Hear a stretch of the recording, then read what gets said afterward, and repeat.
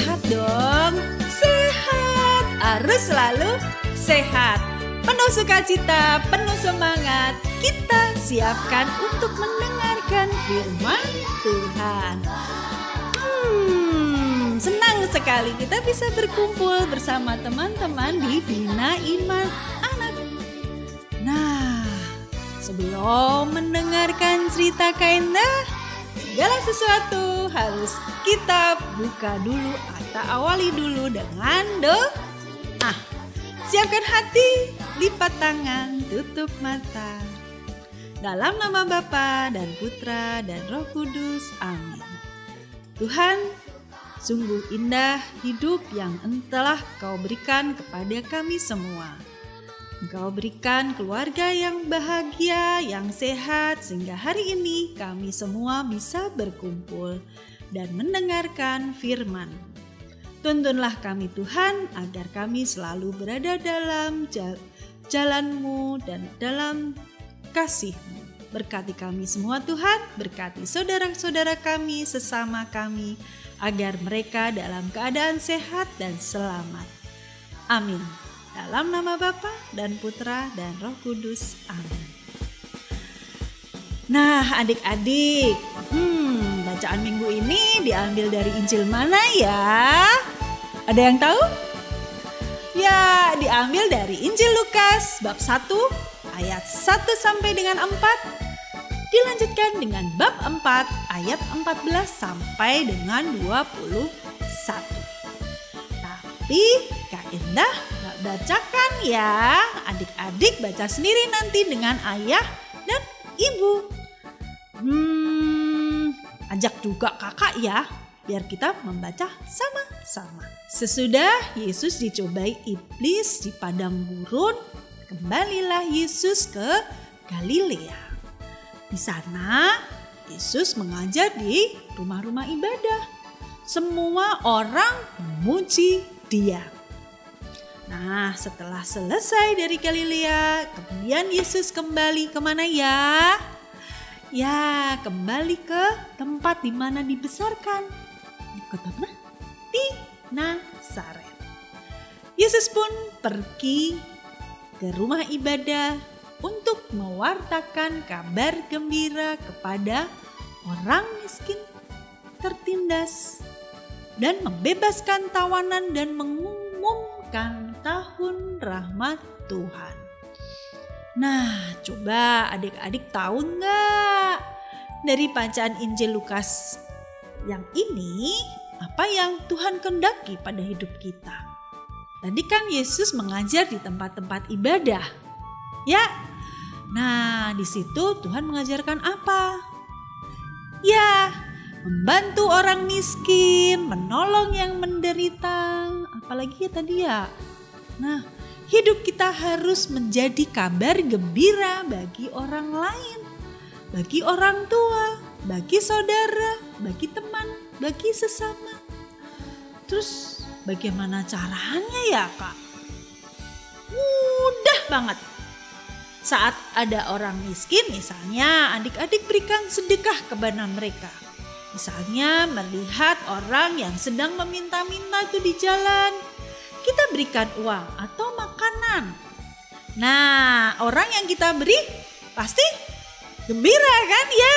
Nah, jangan lupa orang tua kita pun gembira dan bangga terhadap apa yang adik-adik lakukan. Nah, dari situ adik-adik sudah menjadi pewarta kabar gembira. Yesus mewartakan kabar gembira di tempat-tempat ibadah. Betul kan tadi ceritanya begitu? Kita pun juga bisa menjadi pewarta. Lakukan hal-hal baik. Lakukan hal-hal yang menyenangkan orang lain, membahagiakan orang lain.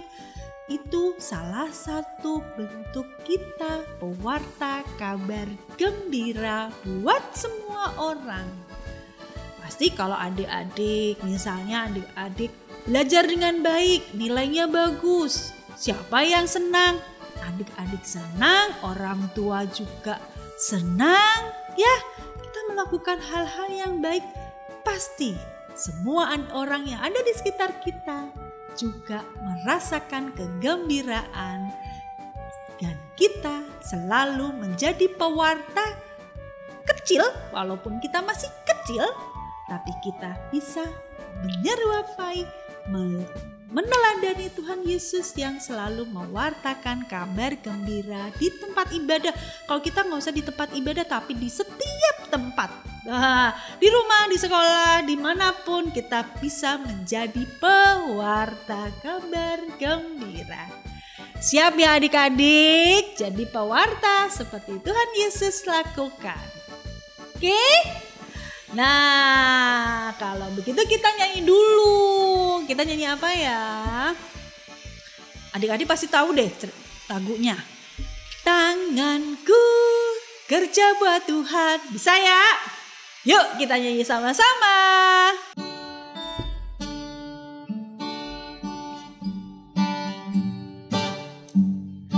Tanganku kerja buat Tuhan, mulutku memuji namanya, kakiku berjalan cari jiwa, upahku besar di surga. Tanganku kerja buat Tuhan, mulutku puji namanya, kakiku berjalan cari jiwa, upahku besar di surga. Ya adik-adik, bekerja bersama Tuhan. Kerjakan tangan kita kerja untuk Tuhan. Mulut kita juga memuji namanya. Jadi harus hati-hati ya.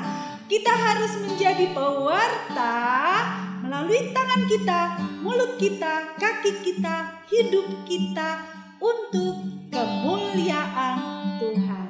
Siap menjadi pewarta cilik yang baik? Siap menjadi anak-anak Tuhan yang baik? Siap dong. Yuk adik-adik kita nyanyi sekali lagi. Yuk. Yang semangat.